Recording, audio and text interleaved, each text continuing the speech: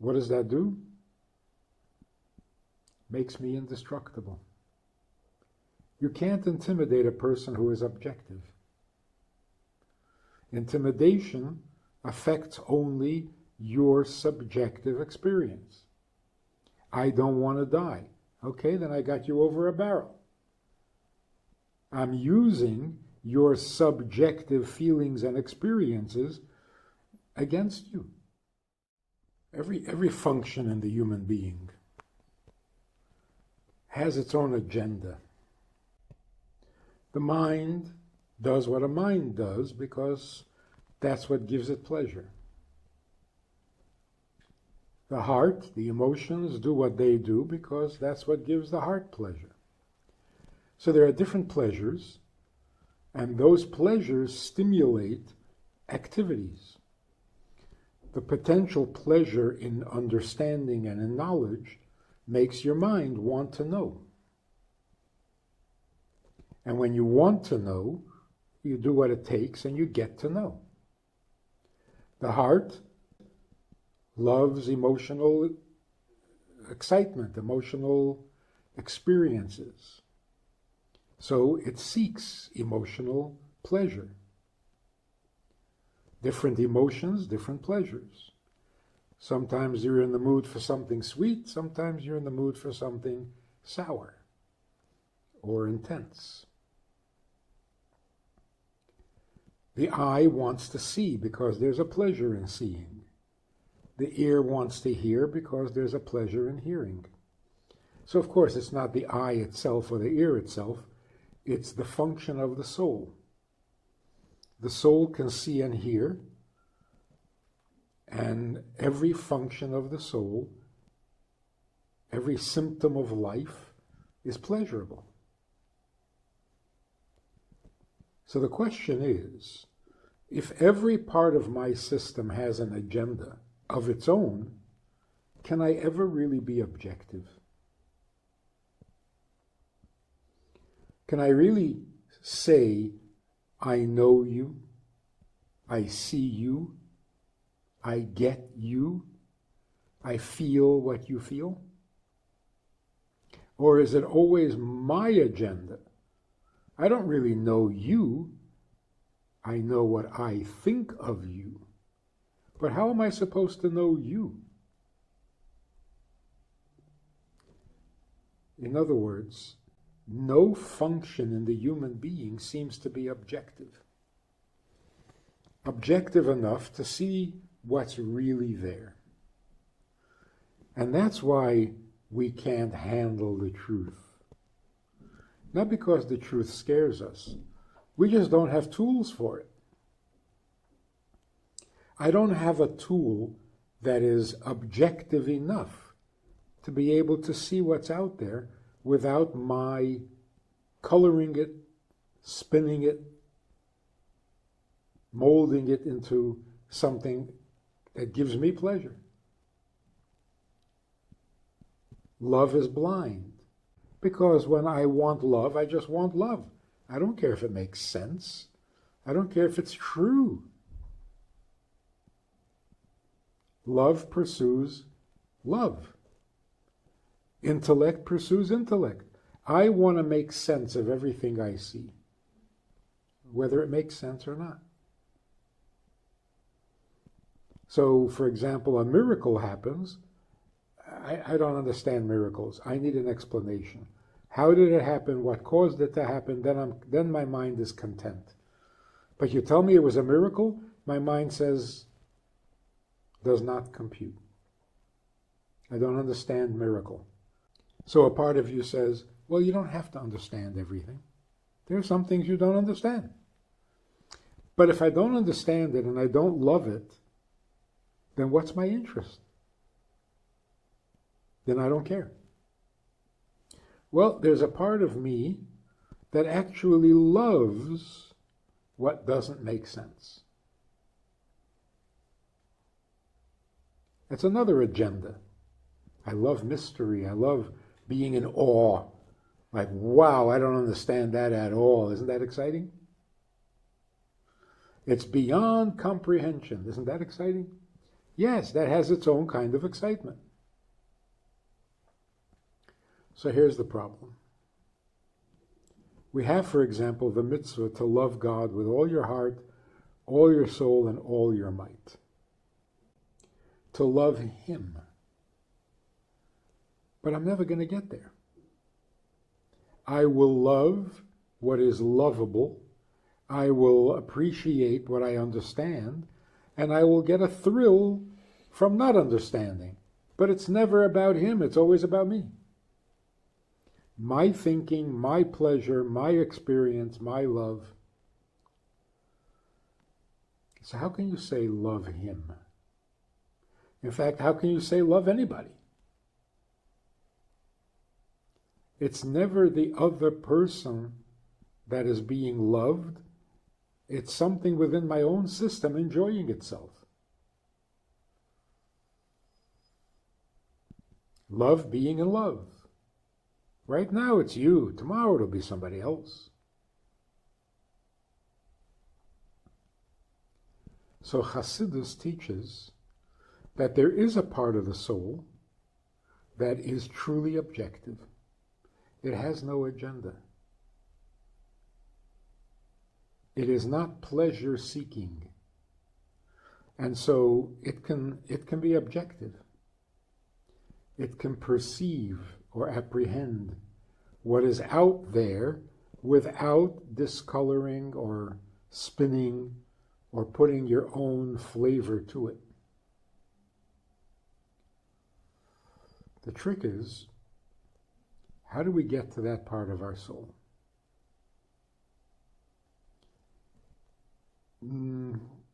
Conventionally, the only time we get access to that part of our soul is under extreme emergencies.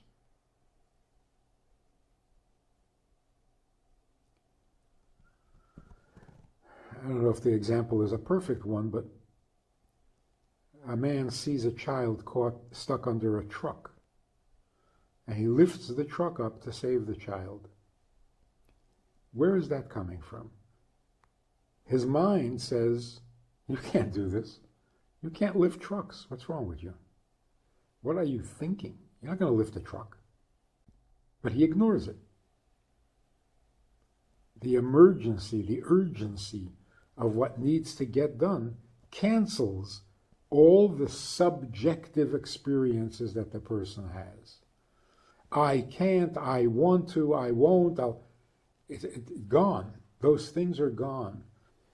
The urgency of what needs to happen is so intense that all the subjective experiences, in other words, me, gets canceled. And here's the amazing thing. When I get canceled, I am stronger. I'm capable of things that I would ordinarily be incapable of. Because the subjective part of me has been canceled, and the objective part of me can do whatever it takes. It. One of the ways of understanding our faith in God is simply to say, there is the subjective me. My experience, my perception, my pleasure. Emotional, mental, whatever. But it's me. That is my daily routine. That's how I function day by day. I gotta be me, as the song goes. So I am me. But then there's a reality much bigger than me. It's out there. I don't usually have access to the world out there. I live in my skin, I live in my abilities, and in my subjective, personal, selfish motivations. But I know there's a big world out there. I can be intimidated by it. I can ignore it, make believe it doesn't exist. But it's out there. Every now and then, we have an experience that puts us right in the path of objective reality. And we can't ignore it. And you can't be overwhelmed by it. You need to do something. And your inner workings, meaning your subjective self, is incapable. You've got to reach beyond yourself. And that is possible, truly possible. Because there is a part of our soul that is purely objective. It has no color, it has no agenda. It will not impose itself on the experience. It will allow the reality out there, in other words, the objective truth, to motivate my behavior. When we say faith in God, we don't mean I think there's a God, I want to please him. Faith in God means my ability to step into the objective truth that is much greater, much stronger, and much higher than my subjective experiences. What does that do? Makes me indestructible. You can't intimidate a person who is objective. Intimidation affects only your subjective experience. I don't want to die. Okay, then I got you over a barrel. I'm using your subjective feelings and experiences against you. Knowing how much you don't want to die, knowing how afraid you are of pain, I can manipulate you and get you to do things you don't want to do. I can scare you. But the reason I can scare you is because there are functions within your personality that thrive on experiencing, feeling, tasting, and if you die, you're not going to have any of that. So the subjective you is vulnerable. People who really know how to take advantage of others is because they read people very well. As I get the clearer my picture of you is, your subjective needs or pleasures, the more I can manipulate you. So those master brainwashers or manipulators, and they read people so well, they know exactly what to do to get to your weak spot. But when they run up against a person who is objective, they're lost. They can't do anything. For example, if you don't cooperate, we're going to hurt you. And the person says, I know that, but what you're asking me to do is wrong. It's wrong. Well, if you don't cooperate, we'll have to kill you. I hear that, but wrong is wrong. When a person is focused on an objective truth, you can't scare him. But let's not talk about scare tactics. Let's talk about the nobler, higher, more godly aspect of life. The ability to be objective is almost divine and superhuman. Almost. Because there is a part of me, in my soul, natural, that is capable of absolute objective perception. And when I see the objective perception, nothing will stop me. Because it is what it is. You can't destroy it, so you can't threaten me. How do we get to that? Little steps. How do we train a child? We train a child to move gradually, slowly, painlessly, from the subjective experience to the objective experience. Those who master this art can get past all subjective experience in favor of the objective. There was a chassid of the first Chabad Rabbi in 1812, back in Russia. He was spying for the Tsar against France, against Napoleon. He worked his way up to a translator of the most delicate and the most important, vital conversations and decisions made in the military headquarters. And Napoleon walked in one day and sensed, he was a little psychic, he sensed that there was a spy in the room. And of course, the odd fellow out was the chassid, the translator. So Napoleon said to him, I think you're a spy. And I'm going to find out, because I'm going to put my hand on your heart.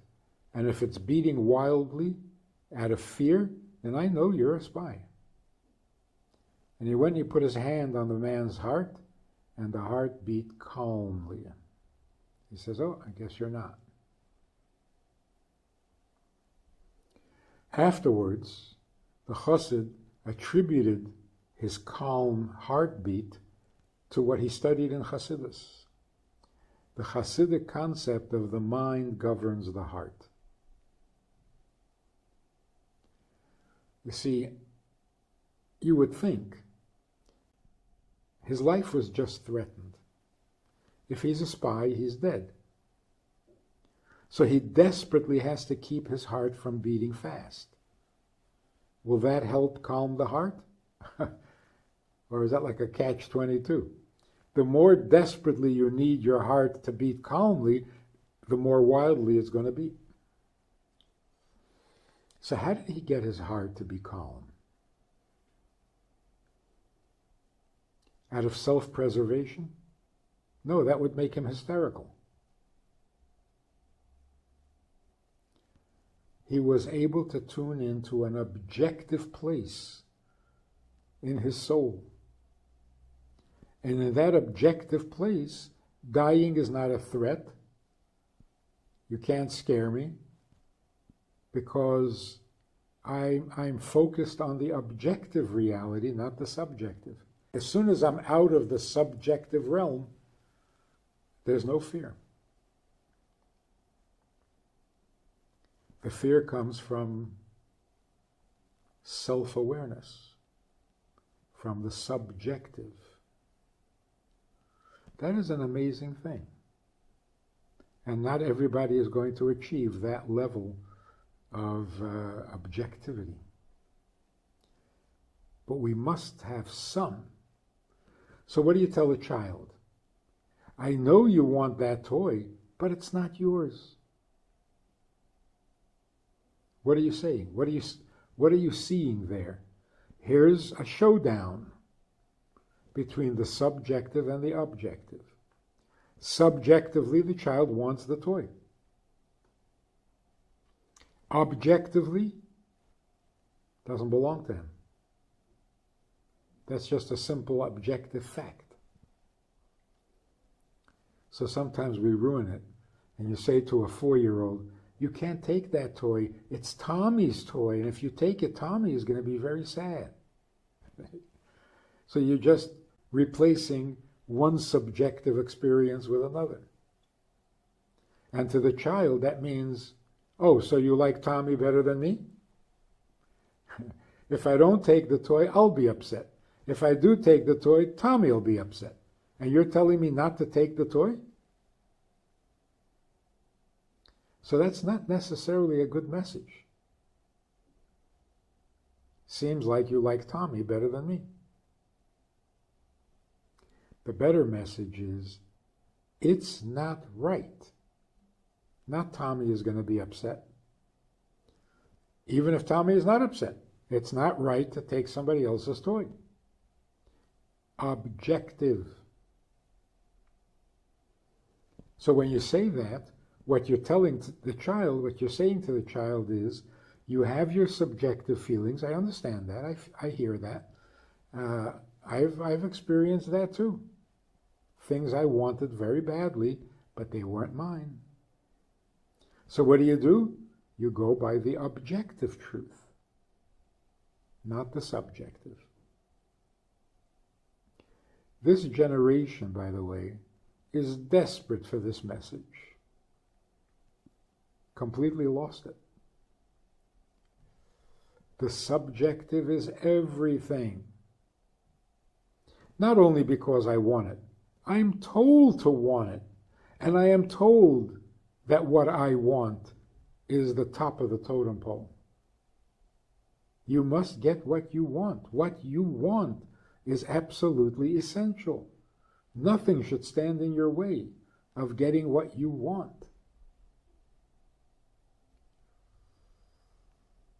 Bad message. And look at the damage. Look at what's going on with people today who cannot seem to get past themselves even in an emergency. So we train ourselves, we train our children in little steps, in little ways. Choose the objective over the subjective. Exercise that muscle until the objective becomes as real, as available, as immediate, as clear as your subjective experiences. That is a very healthy human being. Probably also a very moral human being.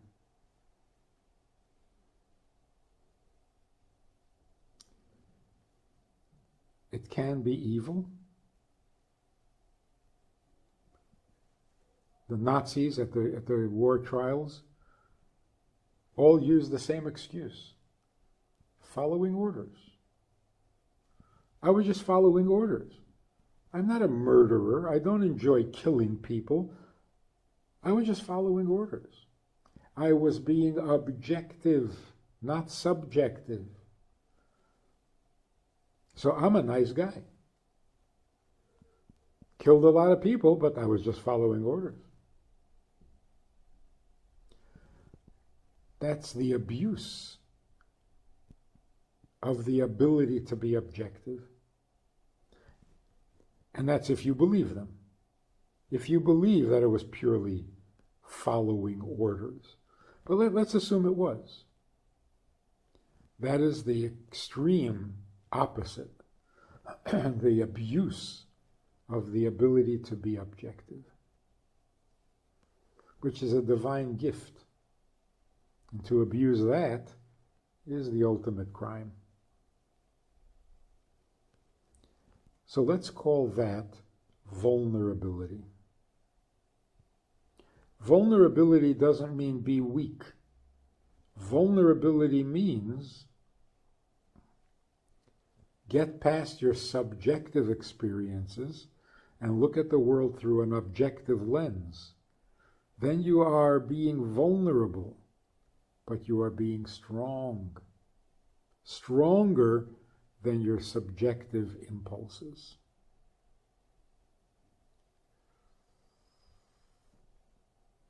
Try this. It's good to be vulnerable. Only strong people are vulnerable. And to be vulnerable means don't make it about yourself. Don't be subjective about everything. Give yourself a little holiness, a little sanctity.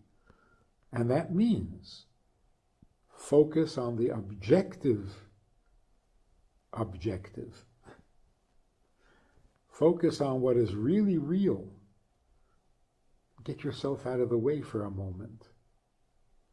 Again, in little things, not heroics. But if you do this day by day, you get closer to that part of your soul that can truly be objective.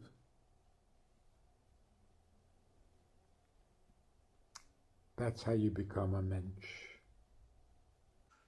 We have a Sunday night program for VIPs that you might be interested in.